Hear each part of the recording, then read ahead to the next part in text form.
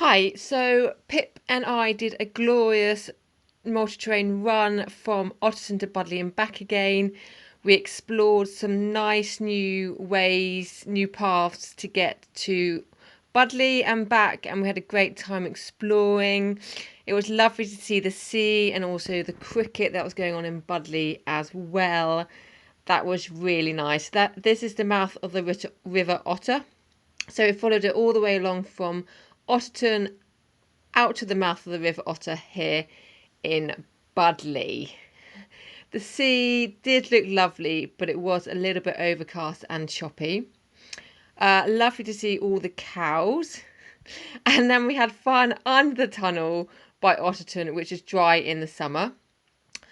This is the old railway line, and someone's put in like a toy railway, so that's lovely. We also found a path that ran up to Bicton Church, and this mug was left out over. So yeah, glorious run.